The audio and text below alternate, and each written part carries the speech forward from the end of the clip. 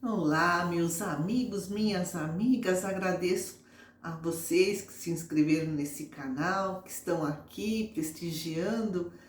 Vamos falar hoje de culpa e punição. Culpa e punição, né? Parece que são termos muito pesados e eles foram usados no Livro dos Espíritos, que foi escrito no século XIX, porque era a linguagem própria da época.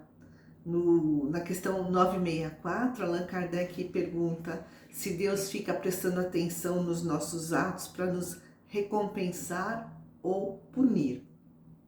E os espíritos respondem que são as leis de Deus que regem as consequências das nossas ações e que se violamos essas leis divinas, então seremos culpados.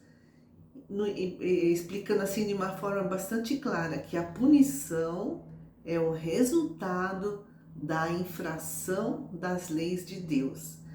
E depois o comentário de Allan Kardec reforça esse entendimento. Ele escreve que todas as nossas ações, mesmo as mais insignificantes, estão submetidas às leis de Deus. Aquilo que pensamos, aquilo que sentimos, porque o sentimento é consciente, ele pode ser escolhido, aquilo que falamos, aquilo que fazemos. E se sofremos as consequências dessa violação, só nos devemos queixar de nós mesmos, que desse modo nos fazemos os causadores da nossa felicidade ou infelicidade futuras. Aí o Allan Kardec conta uma historinha, uma parábola, que um pai deu ao seu filho de educação, deu instrução, como meios de se guiar na vida. E deu-lhe também um campo para cultivar, dizendo-lhe: olha, aqui estão a regra e todos os instrumentos necessários para uma boa colheita. E assim você poderá garantir o seu futuro. Te dê instruções para compreender a regra. Se você seguir essa regra, o campo irá produzir muito e você poderá repousar na velhice. Mas se você desprezar a regra, não produzirá nada e morrerá de fome. E aí o pai deu liberdade para o filho agir. Então essa regra são as leis divinas que estão inscritas na nossa consciência. E Deus então é mais previdente do que esse pai dessa historinha, porque o pai deu o campo para o filho, deu todas as instruções, mas deu um campo. Se ele fizesse bom ou mau uso de tudo que ele recebeu, o problema dele. Mas Deus nos adverte a cada instante se estamos desviados do caminho do bem. Ele manda, né, os seus enviados lá, né, do plano espiritual para nos inspirarem. Nós temos os nossos anjos da guarda, os nossos guias, nossos mentores. E Deus sempre nos dá uma nova oportunidade de recomeçar. Vamos dizer que essa nossa encarnação aqui é o campo para ser cultivado no aqui e agora. E se nós não soubermos fazer uma boa plantação, se essa reencarnação passar e nós cairmos num estado de muito sofrimento, nós não morreremos de fome, entre aspas, como a historinha, né, que Allan Kardec contou. Por toda a eternidade nós não iremos sofrer, porque Deus sempre nos dá uma nova oportunidade de recomeço, novos campos para serem cultivados, novas reencarnações. São novos recursos para que possamos reparar os erros do passado e assim, aos poucos, nós vamos aprendendo e errando cada vez menos. E Deus, então, né, essa providência que provê as nossas necessidades, não nos abandona, mas precisamos fazer a nossa parte. Nós estamos falando em culpa e punição, palavras que estão lá no livro dos Espíritos. No entanto, no século XX, XXI, os mentores espirituais, muitos que trouxeram mensagens psicografadas, dizem que Deus não pune. Deus criou suas leis para serem cumpridas. Do contrário, se nós não as cumprirmos, essa nossa irresponsabilidade nos levará a assumir as consequências das nossas escolhas, do descumprimento das leis de Deus. É a lei de causa e efeito. Ou seja, nós vamos nos reeducando pela dor.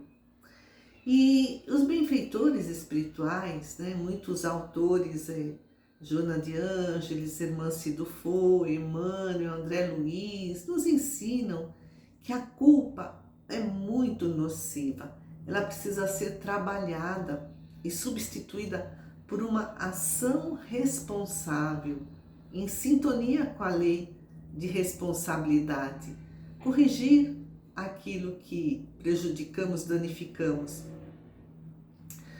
O escritor espírita Aloísio de Cerqueira Filho escreveu o livro A Presença Amorosa de Deus em Nossas Vidas.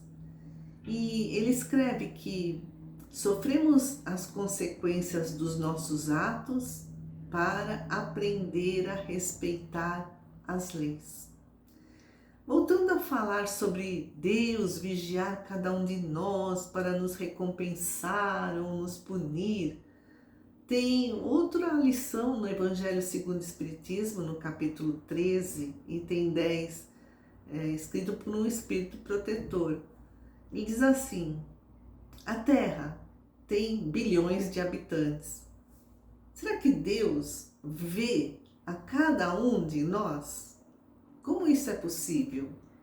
Aí o espírito protetor faz uma comparação.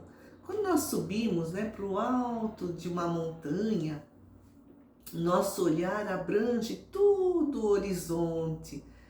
Esse horizonte com bilhões de grãos de areia.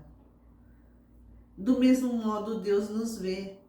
Metaforicamente, Ele está aí no topo da montanha e nós somos cada um desses grãozinhos de areia. E Deus também nos deu livre-arbítrio, podemos, dentro de uma certa limitação, fazer as nossas escolhas, agir desse ou daquele modo.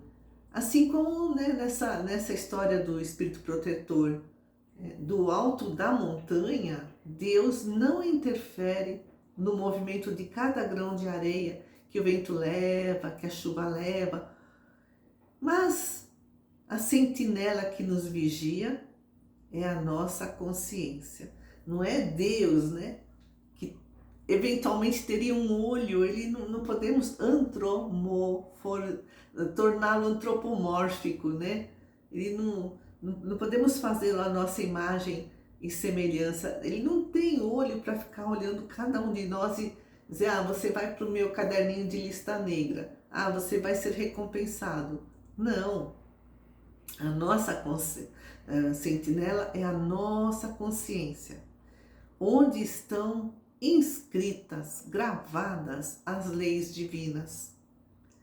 E conforme mais nós evoluímos, mais nós vamos compreendendo essas leis.